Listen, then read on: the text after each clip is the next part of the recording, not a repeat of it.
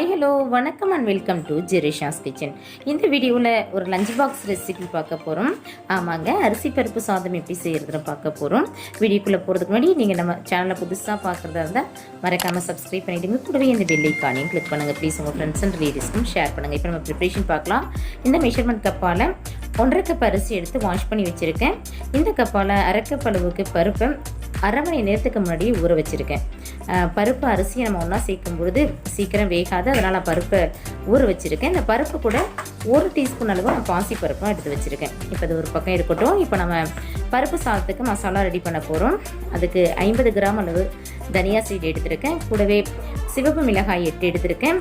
1 teaspoon கடலைப்பருப்பு, 1 teaspoon சீரகம், 1 teaspoon சோம்பு, 1 டீஸ்பூன் மிளகு, 1/4 டீஸ்பூன் வெந்தயம், கூடவே கொஞ்சம் பெருங்காயம் எடுத்திருக்கேன். ஸோ இந்த அளவுக்கு எடுத்திருக்கேன். இப்போ இது எல்லாத்தையும் நம்ம வறுத்துட்டு அரைக்க போகிறோம். அதுக்கு ஒரு பேனை ஹீட் பண்ணி முதல்ல நான் மல்லியை சேர்த்துக்கிறேன்.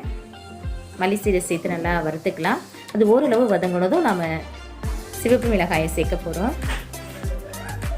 ஸோ இப்போது மிளகாயை சேர்த்துக்கிறேங்க.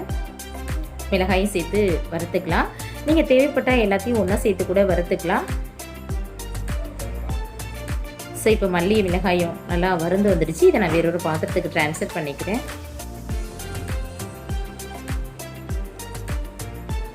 இப்போ இதில் கடலைப்பருப்பு சேர்த்து வறுத்துக்கலாம்.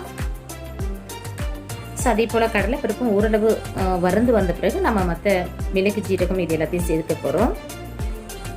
கடலைப்பருப்பு ஓரளவு ஃப்ரை ஆயிடுச்சிங்க. இப்போ நான் மிளகு ஜீரகம், சோம்பு, வெந்தயம் இது எல்லாத்தையும் சேர்த்து வறுத்துக்கிறேன்.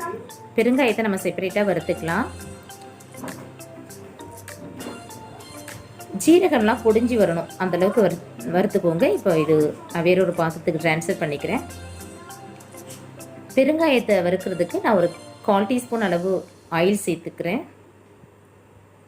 இல்லை, பெருங்காயத்தை சேர்த்து வறுத்தோம்னா கொஞ்சம் ஈஸியாக வறுக்கும், அதனால தான் நான் எண்ணெய் சேர்த்துக்கிறேன். ஸோ இப்போ பெருங்காயத்தை வேறொரு பாத்திரத்துக்கு ட்ரான்ஸ்ஃபர் பண்ணிக்கலாம். இப்போ நம்ம வறுத்து வச்சுருக்கிற இந்த மசாலா எல்லாம் நல்லா ஆறின பிறகு ஒரு மிக்ஸி ஜாரில் சேர்த்து அரைக்க போகிறோம்.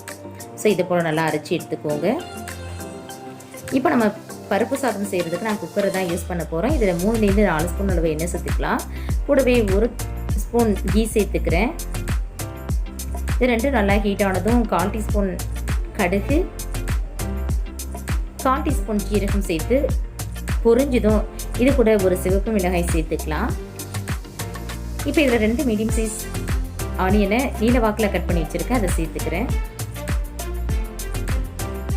ஆனியன் ஓரளவு வதங்கினா போதுங்க, லைட்டாக வதக்கி விட்டுக்கோங்க.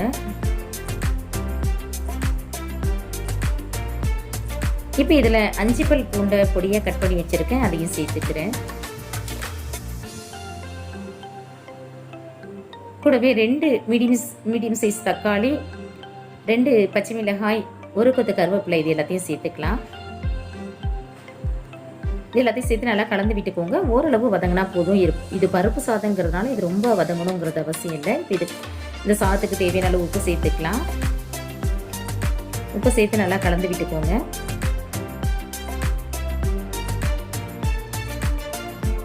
ஸோ இந்த அளவு வதங்கினா போதுங்க. இப்போ இதில் நம்ம ஒரு 1/4 டீஸ்பூன் அளவு மஞ்சள்தூள் சேர்த்துக்கலாம். கூடவே 1/2 டீஸ்பூன் சில்லி பவுடர் சேர்த்துக்கிறேன். 1/2 டீஸ்பூன் சேர்த்தா போதும். நம்ம சிவப்பு மிளகாய் சேர்த்துருக்கோம், பச்சை மிளகாய் சேர்த்துருக்கோம். கூடவே சாம்பார் மசாலா வேறு நம்ம சேர்க்க போகிறோம். அதனால் நான் 1/2 டீஸ்பூன் தான் மிளகாத்தூள் எடுத்துருக்கேன். நீங்கள் உங்களுடைய காரத்துக்கு ஏற்ப சேர்த்துக்கோங்க. இப்போ நம்ம ஊற வச்சு வச்சுருக்கிற பருப்பை சேர்த்துக்கலாம். கூடவே வாஷ் பண்ணி வச்சுருக்கிற அரிசியும் சேர்த்து நல்லா கலந்து விட்டுக்கலாம். இப்போ இதில் நம்ம தண்ணி சேர்க்க போகிறோம். நான் இந்த கப்பால் 1.5 கப்பு அரிசி எடுத்துருக்கேன், 1/2 கப் பருப்பு எடுத்திருக்கேன். ஸோ 2 கப்புக்கு 4 கப் அளவு நம்ம தண்ணி ஊற்றணும்.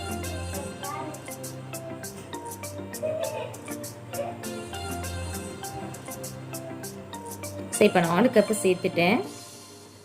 இது பருப்பு சாதம் கொஞ்சம் குழைவாக வந்தால் நல்லாயிருக்கும், அதனால் நான் இன்னும் ஒரு 1/2 கப் சேர்த்துக்கிறேன்.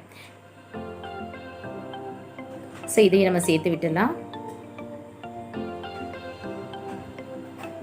சேர்த்து நல்லா கலந்து விட்டுக்கோங்க. இப்போ இதில் இந்த சைஸ் அளவு புளி, அதாவது சின்னதாக இருந்தால் போதும், சின்ன சைஸ் புளியை ஊற வச்சுருக்கேன், அதோட ஜூஸ் எடுத்து சேர்த்துக்கலாம்.